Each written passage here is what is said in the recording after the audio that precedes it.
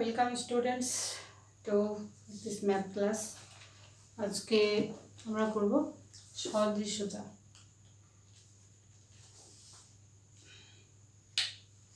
সদৃশ্যতা করব সিমিলারিটি।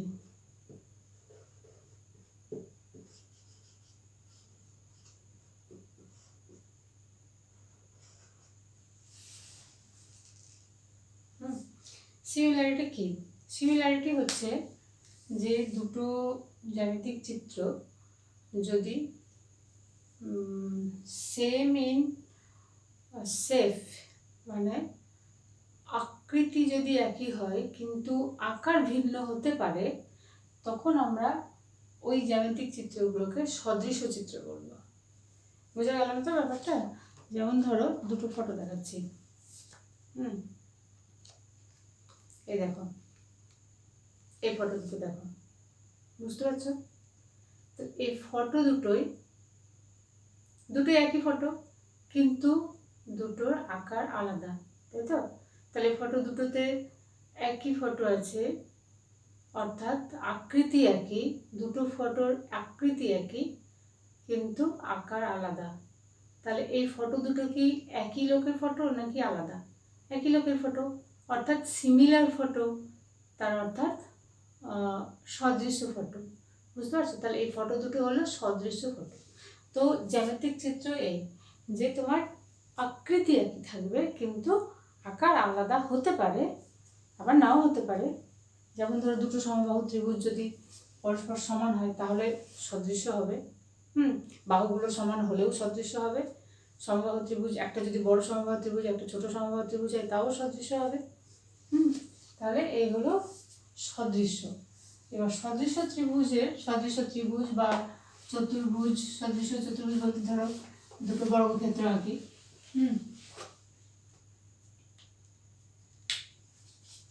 দেখো,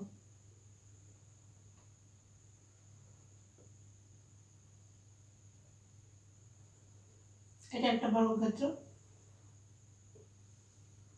এটা একটা বর্গক্ষেত্র। তাহলে এই বর্গক্ষেত্রের প্রত্যেকটার কোণগুলো কত? 90 ডিগ্রি করে। বর্গক্ষেত্রের চারটা কোণে 90 ডিগ্রি করে হয়। তাহলে এই দুটো বর্গক্ষেত্র নাম দাও। এটা ধরো দিলাম এ বি সি ডি, আর এটা নাম দিলাম ই এফ জি এইচ। তাহলে এই বর্গক্ষেত্র দুটো পরস্পর সদৃশ্য। আচ্ছা, তারপরে ত্রিভুজ ধরো, এটা খুলে যায় কেন?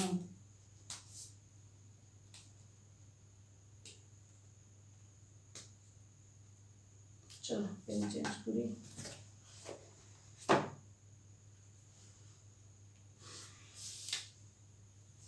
আচ্ছা, তাহলে প্রত্যেকটা, এটা ধরো এটা 2 সেন্টিমিটার বাহুগুলো, আর এখানে 4 সেন্টিমিটার করে আছে। তাহলে প্রত্যেকটা বাহুই হবে 2 সেন্টিমিটার এই ছোট বর্গক্ষেত্রের, আর বড় বর্গক্ষেত্রের প্রত্যেকটা বাহুই কত হবে? 4 সেন্টিমিটার করে হবে। আর কোণগুলো সবাই কি? সবই 90 ডিগ্রি করে, তাহলে প্রত্যেকটা কোণ সমান। এবং বাহুগুলো হচ্ছে যে ধরো A B by E F equal to কত? 2/4 ইকুয়াল টু 1/2। সেরকম আমরা যদি করি বিসি বাই এফ জি, তাহলেও কিন্তু হবে 2/4 সমান 1/2। অর্থাৎ বাহুগুলোর অনুপাত সমান হচ্ছে, বাহুগুলো সমান নয় কিন্তু বাহুগুলোর অনুপাত এক্ষেত্রে সমান হচ্ছে। বিসি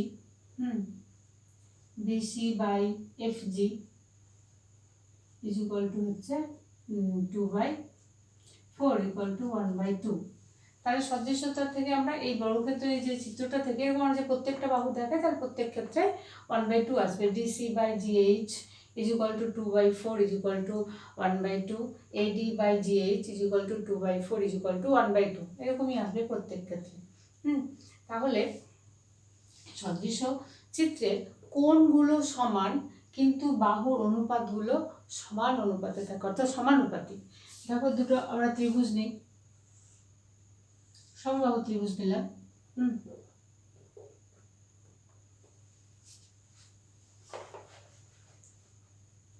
সমবাহু ত্রিভুজের প্রত্যেকটা কোণ 60 ডিগ্রি করে হয়।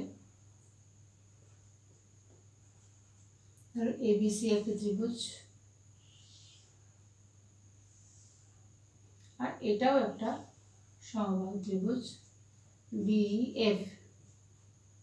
তাহলে এখানে সমবাহু ত্রিভুজের প্রত্যেকটি কোণ কত ডিগ্রি করে? 60 ডিগ্রি করে। তাহলে এটাও 60 ডিগ্রি, এটাও 60 ডিগ্রি, এটাও 60 ডিগ্রি, তাহলে এটাও 60 ডিগ্রি, এটাও 60 ডিগ্রি, আর এটাও হচ্ছে 60 ডিগ্রি।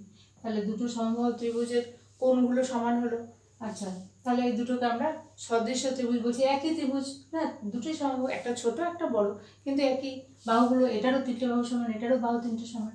আচ্ছা, আর সব থেকে বড় কথা কোণগুলো সমান, ঠিক আছে। এবার ধরো এই বাহুটা ছোট আছে, এটা ধরো আমি ধরলাম 3 সেন্টিমিটার করে আছে, এটা আছে 5 সেন্টিমিটার করে প্রত্যেকটা বাহু।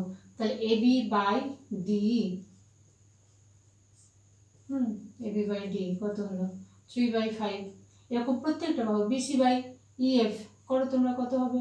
এটাও 5 সেন্টিমিটার, এটাও 5 সেন্টিমিটার, এটাও 3 সেন্টিমিটার, এটা হচ্ছে 3 সেন্টিমিটার। তাহলে সদৃশ্য কোণের আমরা সদৃশ্য ত্রিভুজের একটা ধর্ম আমরা কি শিখলাম, যে সদৃশ্য ত্রিভুজের বা সদৃশ্য চতুর্ভুজের কোণগুলো পরস্পর সমান হবে, অনুরূপ কোণগুলো পরস্পর সমান হবে, কিন্তু বাহুগুলি সমানুপাতি হবে। কোণগুলো সমান হবে এবং বাহুগুলি সমানুপাতি হবে, ঠিক আছে। আচ্ছা, এবার আরেকটা জিনিস মাথায় রাখবে, যে সদৃশ্য ত্রিভুজ এবং সর্বসম, সদৃশ্যতা এবং সর্বসমর মধ্যে কিন্তু গুলিয়ে ফেলবে না। সর্বসম আমরা কাকে বলি? সর্বসম হচ্ছে সর্বসম, কথার অর্থ কি, যে তোমার সবই সমান হবে। দুটো ত্রিভুজ যদি সর্বসম হয়, তাহলে ত্রিভুজের বাহুগুলোও সমান হবে। ধরো এই একটা ত্রিভুজ, সমদ্বিবাহু ত্রিভুজ হলো এটা, ABC, এটাও সমদ্বিবাহু ত্রিভুজ DEF। এই দুটো ত্রিভুজের এই বাহুর সঙ্গে এটা বাহু সমান, এটার সঙ্গে এটা সমান, এটার সঙ্গে এটা সমান, কোণগুলো সমান সমান যদি হয়, তখন আমরা কি বলবো? এটা সর্বসম ত্রিভুজ। এবার সর্বসম শর্ত আছে যে যে কোনো 3টে যদি মিলে যায়, তাহলে বাকিগুলো তো মিলেই যাবে তখন। তো সেই জন্য সর্বসম আমরা SSS বা হচ্ছে তোমার SAAS, হ্যাঁ, SAS বা ASA, এরকম করে আমরা সর্বসমতা প্রদান করি। এবং সর্বসম যখন হয়, দুটো ত্রিভুজ যদি সর্বসম হয়, তাহলে কি অনুরূপ কোণগুলো সমান হবে। তাহলে অনুরূপ কোণগুলো যদি সমান হয়, তাহলে সেটা আবার সদৃশ্য হবে। তাহলে দুটো ত্রিভুজ যদি সর্বসম হয়, সেটাকে আমরা সদৃশ্য বলতে পারবো। কিন্তু যদি সদৃশ্য হয়, তাহলে কিন্তু সর্বসম বলতে পারবো না। যেমন ধরো এই একটা ত্রিভুজ, সমবাহু ত্রিভুজ নিলাম,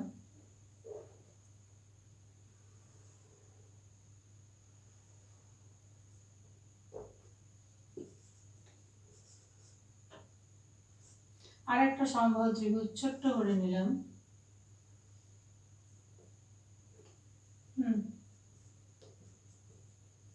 নাম অন্য কিছু দাও,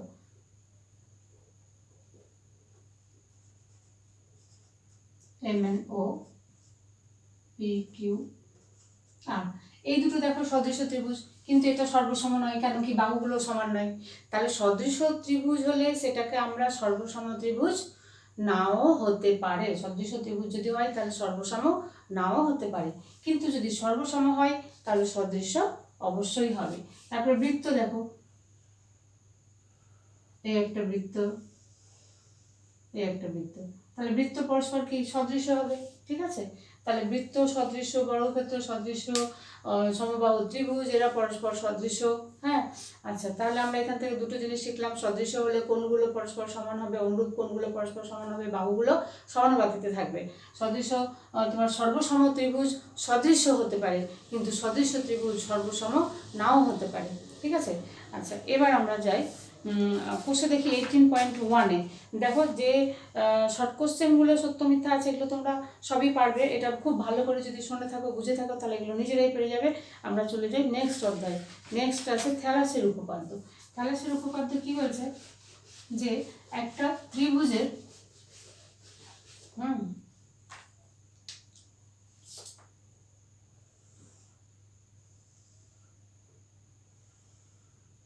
ধরো ABC একটি ত্রিভুজ।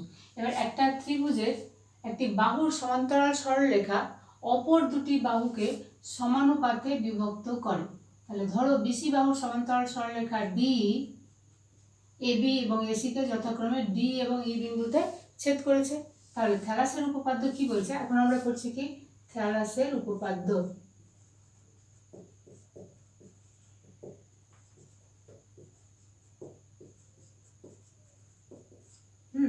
থ্যালাসের উপপাদ্য কি বলছে? সমানুপাতে বিভক্ত করে, অর্থাৎ AD by DB is equal to হবে এই বাই ইসি। বুঝতে পারলে? আচ্ছা, এটা প্রমাণটা আমাদের সিলেবাসের মধ্যে নেই, প্রমাণটা আমাদের দরকার নেই, কিন্তু উপপাদ্যটা আমাদেরকে জেনে রাখতে হবে যে একটি ত্রিভুজের সমান্তরাল সরলরেখা, ত্রিভুজের একটি বাহু সমান্তরাল সরলরেখা অপর দুটি বাহুকে সমানুপাতে বিভক্ত করে। ঠিক আছে? এটা কাজ চলছে না। আচ্ছা, এবার থ্যালাসের বিপরীত উপপাদ্য কি? থ্যালাসের বিপরীত উপপাদ্য হচ্ছে যদি কোনো সরলরেখা একটা, আচ্ছা এটা কি বললাম, এটা ত্রিভুজের দেখো বাইরে আছে, এটা যদি তোমার কোনো ত্রিভুজের দুটি বাহুর একটি বাহু সমান্তরাল সরলরেখা অপর বাহু দুটির বর্ধিতাংশকে যদি ছেদ করে, এরকম করে বাহু দুটিকে বাড়িয়ে দিলাম, দিয়ে এখানে ধরো ছেদ করলো এ বি সি, এবং এবি বাহুর বর্ধিতাংশকে ডি বিন্দুতে, এসি বাহুর বর্ধিতাংশকে ই বিন্দুতে ছেদ করে, তবুও কিন্তু এটা হবে AD by DB is equal to AC by CE. ঠিক আছে? আচ্ছা, এবার থ্যালাসের বিপরীত উপপাদ্য। থ্যালাসের বিপরীত উপপাদ্য বলছে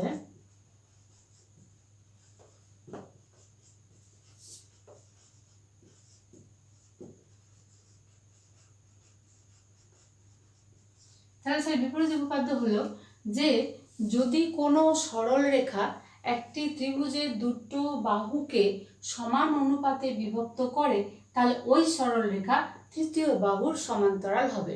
অর্থাৎ এখানে এটা আগে বলে দিচ্ছে, আগে থ্যালাসের উপপাদ্যে কি বলেছিল যে বিসি সমান্তরাল ডি হলে এই যে এটা হবে।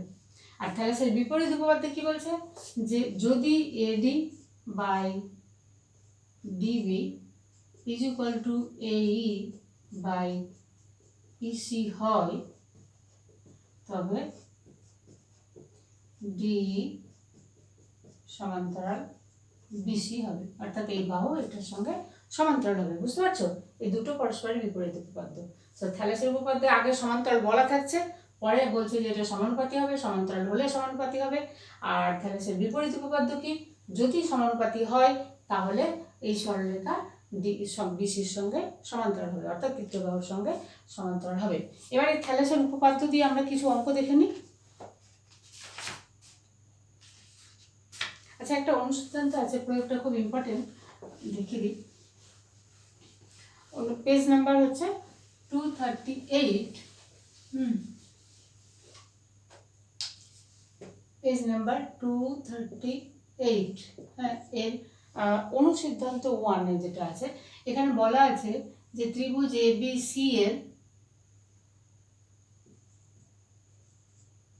বিসি বাহুর সমান্তরাল সরলরেখা এবি কে ডি এবং এসি কে ই বিন্দুতে ছেদ করেছে, দিয়ে প্রমাণ করতে দিয়েছে AB by DB is equal to হবে এসি বাই ইসি। বুঝতে পারছো? আচ্ছা, তাহলে আমরা কি করব? দেখো, যেহেতু বিসি এর সমান্তরাল সরলরেখা ডি, তাহলে থ্যালাসের উপপাদ্য থেকে আমরা কি বলতে পারবো? এটা আমাদের প্রমাণ করতে হবে। 1 নম্বর প্রমাণ এটা, আর 2 নম্বর প্রমাণ দিয়েছে। 2 নম্বরে কি প্রমাণ করতে বলেছে? এডি বাই এবি, এটা এডি বাই এবি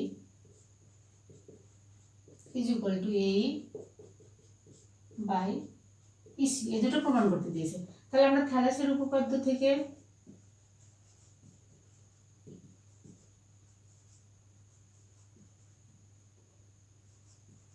কি পাবো বলো?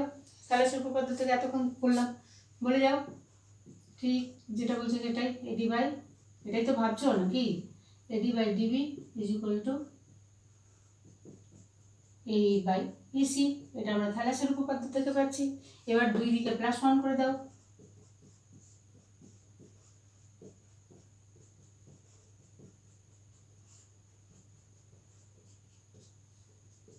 তাহলে এবার হচ্ছে কি হবে,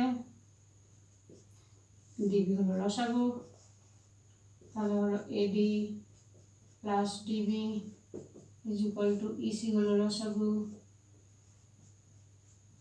এই plus EC equal to eddy plus DB মানে কি, দেখো এডি প্লাস ডিবি, তাহলে আমরা কি পেলাম, এবি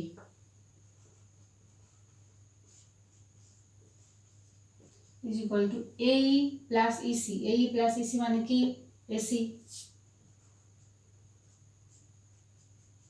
এসি বাই ইসি। তাহলে 1 নম্বর প্রমাণ হয়ে গেল। আচ্ছা 2 নম্বর প্রমাণের জন্য কি করব, 2 নম্বরে দেখো এডি ওপরে আছে তো, আচ্ছা প্রথমে আমরা এটাকে উল্টে দাও, AD by DB is equal to AE by EC আছে, আমাদের এবি নিচে আনতে হবে, তাহলে এটাকে আমরা উল্টে দিই, এডি থ্যালাসের উপপাদ্য থেকে আমরা পাচ্ছি AD by DB is equal to AE by EC, এটাকে উল্টে লিখলে কি পাবো, DB by AD equal to EC by AE, এবার প্লাস 1 করে দাও, সেই একই রকম করে DB by AD plus 1 equal to both সাইডে প্লাস 1 করে দিই, AC by AE plus 1 is equal to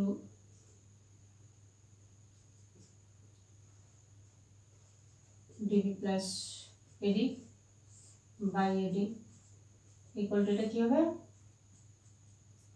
EC plus AE by A E, তাহলে দেখো এডি প্লাস ডিবি মানে এবি, তাহলে আমরা পেলাম AB by AD is equal to, এটা এই প্লাস ইসি হচ্ছে AC, AC by A E, কিন্তু প্রমাণে কি আছে, এটা এডি বাই এবি, তাহলে এটা উল্টে দাও, আবার উল্টে দাও, তাহলে পেলাম এডি বাই, আচ্ছা এখানে তো আর ধরছে না, উপরে লিখে দিই, এবার আমরা এটাকে জাস্ট উল্টে লিখবো, তাহলে আমরা কি পাবো, AD by AB equal two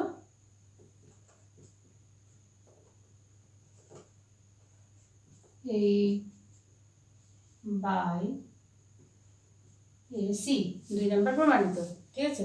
এবার আমরা কিছু অঙ্ক দেখি, কিভাবে অঙ্ক আমরা করব, এই থ্যালাসের উপপাদ্য থেকে ছোট ছোট অঙ্ক কিভাবে থাকে, একেবারে কষে দেখি অঙ্কটা করি নাকি, এরকম অঙ্ক প্রয়োগে আছে, ওগুলো তোমরা প্রয়োগে করাই আছে, ওটা দেখে বুঝতে পারবে, আমি কষে দেখাটা করে দিই, কষে দেখি 18.2 এ যেটা আছে, তাহলে তখন উদাহরণের যেগুলো অঙ্ক আছে সেগুলো তোমরা নিজেরাই পারবে, করার পর দেওয়া আছে করবে। আচ্ছা কষে দেখি 18.2 এর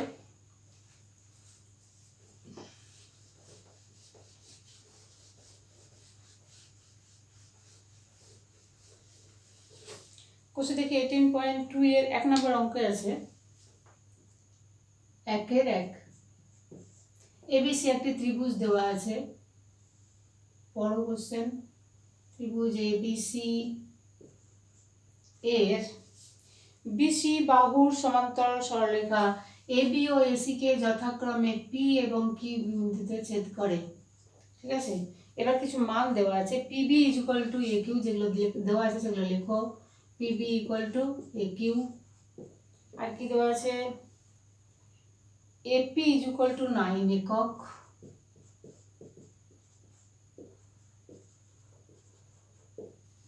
আর কি দেওয়া আছে, কিউসি ইজ ইকুয়াল টু 4 একক,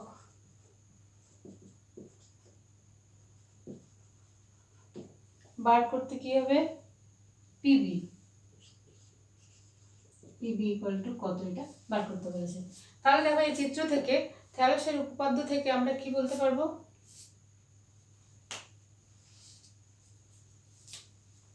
তাহলে এগুলো যেগুলো দেওয়া আছে সেগুলো লিখে নাও, PB is equal to A Q, এটার মানটা দেওয়া নেই, বলা আছে, তারপরে ধরে নিলাম এটা এক্স, এটা এক্স ধরে নিলাম, আচ্ছা তাহলে PB equal to A Q যেহেতু, তাহলে পিবি যত হবে এ কিউ ততই হবে, এটা এ কিউ এক্স হলো, এপি ইজ ইকুয়াল টু 9, এটা 9, আর কিউসি মানে এটা হলো 4, তাহলে থ্যালাসের উপপাদ্য থেকে আমরা কি পাই,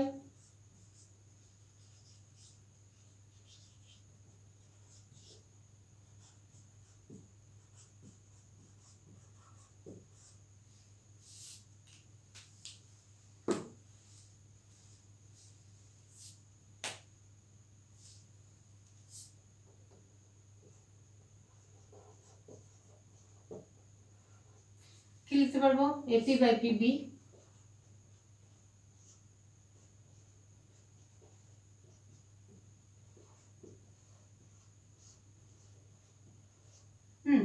এপি কত 9 পিবি কত x equal to A Q কত এক্স আর কিউসি হচ্ছে 4। তাহলে এবার কোনাকুনি গুণ করে দাও, তাহলে হলো এক্স স্কোয়ার ইকুয়াল টু কত 4 9 যা 36, তাহলে এক্স ইকুয়াল টু হলো 6, অতএব পিবি ইকুয়াল টু কত পেলাম 6। তাহলে সে এই উপপাদ্যের উপর বেশ করে অনেক ছোট ছোট অঙ্ক হয় এইরকম করে। হ্যাঁ, জাস্ট এই যে AP by PB is equal to A Q by QC, অথবা কখনো হয়তো এরকম লিখতে পারো, কেন কি আমরা এই যে অনুসিদ্ধান্ততে প্রমাণ করলাম AB by AP is equal to AC by QC, যেরকম বাহু এখানে নেবে এদিকেও কিন্তু তাই নেবে। হ্যাঁ, অথবা আমরা এরকমও বলতে পারবো PB by AB is equal to QC by AC, এরকম করেও বলতে পারবো। তো এইভাবে তাহলে সেই উপপাদ্য থেকে অঙ্ক থাকবে, এরকম এগুলো করবে। আচ্ছা, আর একটা আজকে ওই যে ট্র্যাপিজিয়ামের একটা প্রয়োগ আছে, খুব ইম্পর্টেন্ট। এটা হচ্ছে প্রয়োগ নাম্বার 6। এটা বুঝে গেছো না? এরকম করে অঙ্কগুলো করতে থাকো। নেক্সট ভিডিওতে 18.2 এর আরও অঙ্ক প্রমাণগুলো করবো। আজকে আমরা যতটা বুঝিয়ে দিলাম এর উপর বেস করে অঙ্কগুলো করতে থাকো, ঠিক আছে? যতক্ষণ না নেক্সট ভিডিও আপলোড হচ্ছে ততক্ষণ এইগুলো যতটা বোঝা হলো সেটা কমপ্লিট করে নাও। ট্র্যাপিজিয়ামের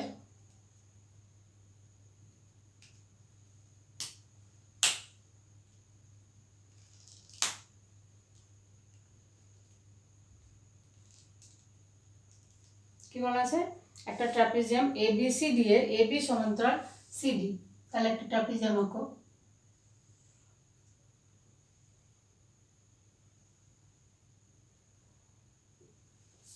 ছোট হয়ে গেল কি খুব? বড় করে এই একটা ট্র্যাপিজিয়াম দেওয়া আছে এর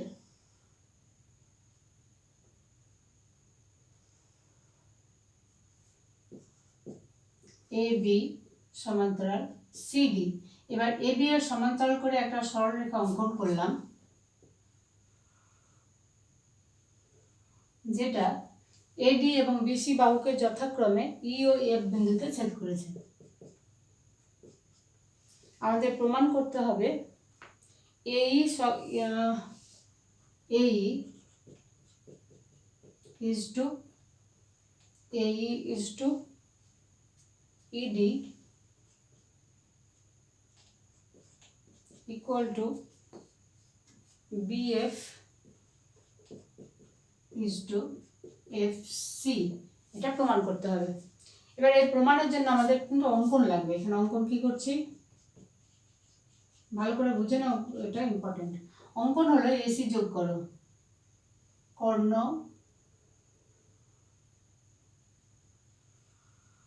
এসি যোগ করলাম। এসি ইএফ কে ধরো ও বিন্দুতে ছেদ করেছে, কি করলাম এসি কর্ণ অঙ্কন করলাম।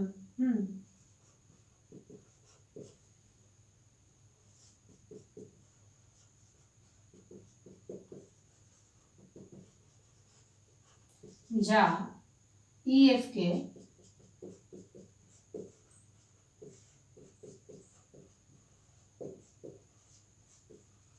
ও বিন্দুতে ছেদ করেছে। আচ্ছা দেখো, এবার এখানে দেখতে পাচ্ছ, দেখো এসিডি একটা ত্রিভুজ হলো।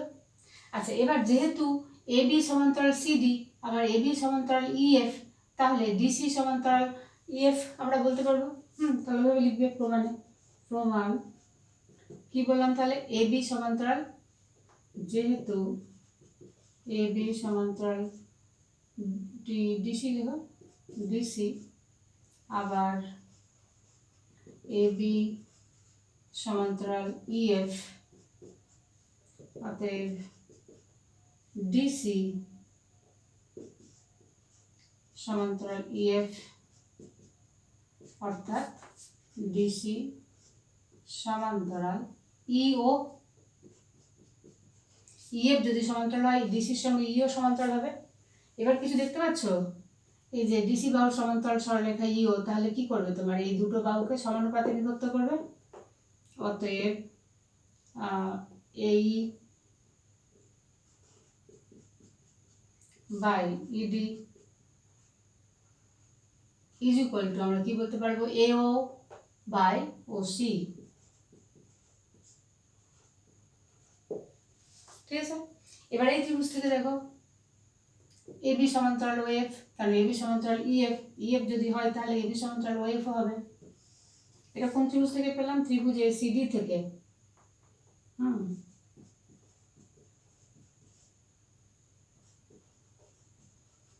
এবার ত্রিভুজ এসিবি থেকে,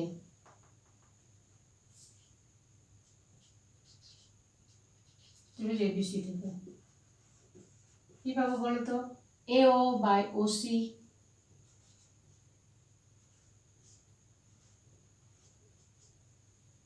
আচ্ছা, ওই দিক থেকে লিখি নাকি? শীর্ষবিন্দু, এদিকে শীর্ষবিন্দু থেকে লিখছি তো, এখানে শীর্ষবিন্দুটা থেকে লিখি ওসি বাই ওএ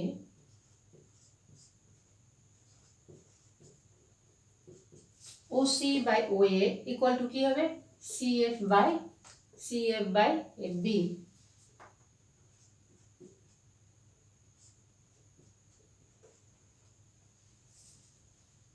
তাহলে এখানে দেখো এও বাই ওসি আছে তো, তাহলে এটাকে আমরা উল্টে দিই।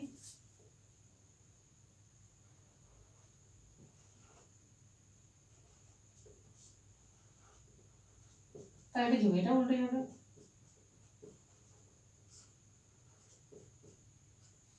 এটা 1 নম্বর দাও, এটা 1 নম্বর, আর এখানে দাও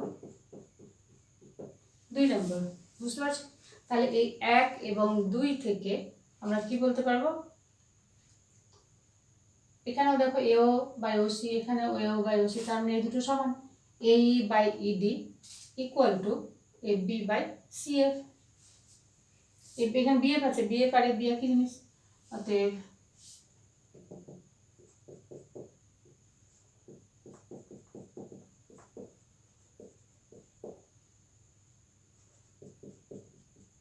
A by ED is equal to by FC, অর্থাৎ A is to ED is equal to BF is to FC। বুঝতে পেরেছো? এবার এটা তাহলে মুছে দিই। আচ্ছা, সদৃশ্য তার আর দুটো ধর্ম আছে, এটা যেমন থ্যালাসের উপপাদ্য বললাম, এরকম আর দুটো উপপাদ্যই আছে।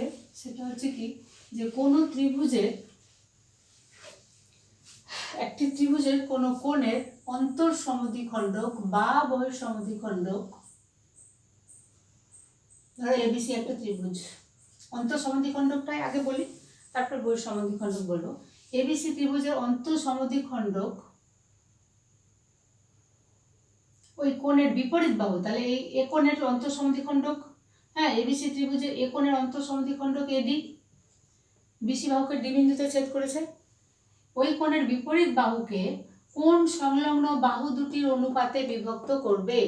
অর্থাৎ বলছে BD by DC is equal to AB by AC.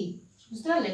এই উপপাদ্যতে কি বলছে, যে কোনো ত্রিভুজে একটি কোণের অন্তঃসমদ্বিখণ্ডক ওই কোণের বিপরীত বাহুকে কোণ সংলগ্ন যে দুটো বাহু আছে তাদের অনুপাতে বিভক্ত করবে। অর্থাৎ BD by DC is equal to হবে এবি বাই এসি, যদি এরকম অন্তঃসমদ্বিখণ্ডক হয়। আর বহিঃসমদ্বিখণ্ডক হলেও তাই হবে। যদি এটা বহিঃসমদ্বিখণ্ডক কি করে পাবো? এবি বাহুকে এদিকে বাড়িয়ে দাও, তাহলে এই যে কোণ উৎপন্ন হলো, এই কোণের সমদ্বিখণ্ডক, এই কোণের সমদ্বিখণ্ডক বিসি বাহুর কোথাও তো আসবে না, বিসি বাহুকে বর্ধিত করলে পাবো। ধরো এখানে তাহলে তখন ডিটা আসবে, তাহলে সেইভাবে আমরা তখন বলবো ওই একই কথা, BD by CD is equal to হবে এবি বাই এসি, কোণ সংলগ্ন বাহু দুটোর অনুপাত। আচ্ছা, এর বিপরীত উপপাদ্যটা কি হবে, যে যদি কোনো সরল রেখা, কোনো সরল, যদি কোনো ত্রিভুজের বিপরীত উপপাদ্যটা হচ্ছে, তাহলে এই বৈষম্যখণ্ডটা মুছে দিচ্ছি। হ্যাঁ,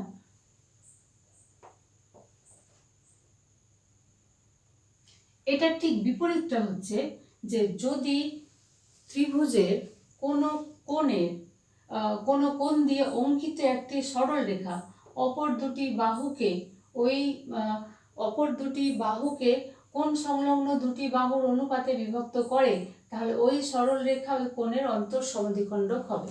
বুঝতে পারলে না? আমরা আগে যেটা করলাম সেখানে কি ছিল, এ কোণের অন্তঃসমদ্বিখণ্ডক হচ্ছে অন্তঃসমদ্বিখণ্ডক ডি হলে BD by DC equal to AB by AC হবে। আর পরে এর বিপরীতটা কি বলছে, এর বিপরীত উপপাদ্য হলো যে যদি এ কোণ থেকে অঙ্কিত কোনো সরল রেখা বিসিকে এমনভাবে বিভক্ত করে BD by DC equal to এর অনুপাতটা এমন হয় যে এই বাহু সংলগ্ন কোণ সংলগ্ন বাহু দুটোর অনুপাতের সঙ্গে সমান হয়, তাহলে এই সরল রেখা এই কোণের অন্তঃসমদ্বিখণ্ডক হবে। ঠিক এর উল্টোটা এটা আছে, এটা হলে এই দুই সরল রেখা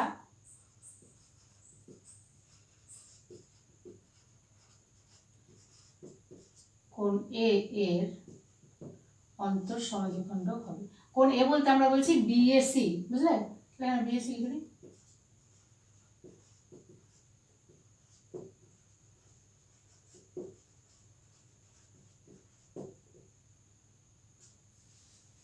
ঠিক আছে।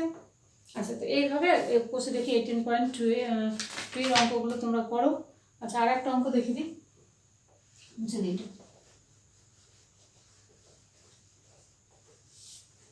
আমি 1 নম্বর তখন দেখে দিলাম, তো হচ্ছে দুইটাই বলি। পিবি এর দৈর্ঘ্য এপি এর দৈর্ঘ্যের দ্বিগুণ, ওই একই ত্রিভুজ এবিসি ত্রিভুজ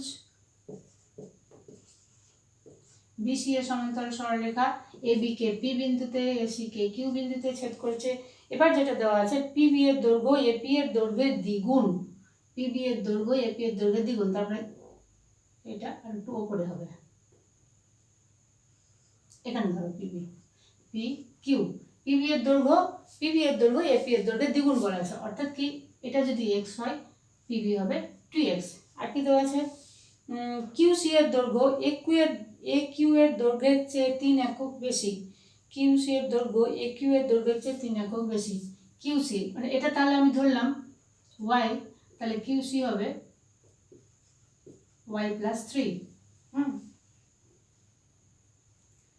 পিবি এর দৈর্ঘ্য এপি এর দৈর্ঘ্যের দ্বিগুণ এবং কিউসি এর দৈর্ঘ্য একিউ এর দৈর্ঘ্যের চেয়ে 3 একক বেশি হলে এসি এর দৈর্ঘ্য নির্ণয় করো। এসি আমাদের বার করতে বলেছে। ঠিক আছে, তাহলে আমরা ওই থ্যালেসের উপপাদ্য থেকে কি পাবো,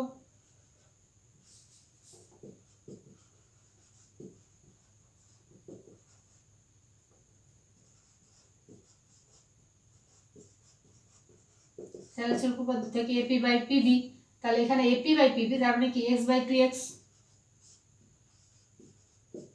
ইকুয়াল টু কি বলবো, এ কিউ বাই কিউসি, এখানে এ কিউ কত y, y by y plus 3, x x কেটে গেল, তাহলে কোনো গুণ করে দাও, 2y is equal to y plus 3, y এদিকে নিয়ে এসো, তাহলে 2y মাইনাস ওয়াই শুধু y হবে, y ইকুয়াল টু পেলাম 3, তাহলে y ইকুয়াল টু 3 অর্থাৎ A Q is equal to কি হলো, তাহলে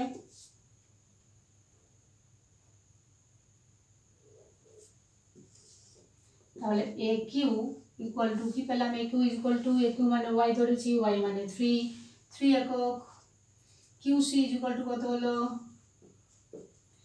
y প্লাস 3, তার মানে 3 প্লাস 3 ইকুয়াল টু 6 একক, এখানে একক দিয়ে দাও। আমাদের কি বার করতে বলেছে, এসি, দেখো এসি মানে এখান থেকে এতটা, তো এটা হলো 3 আর এটা হলো এখান থেকে এটুকু 6, তাহলে এসি কত হলো, A Q plus QC is equal to 3 plus 6 একক equal to 9 একক। বুঝতে পেরেছো? তো এরকম করে থ্যালাসের উপপাদ্য দিয়ে পরের অঙ্কগুলো তোমরা করো। আজকে এই পর্যন্তই, নেক্সট ভিডিওতে আবার পরেরগুলো করে দেবো। Thank you.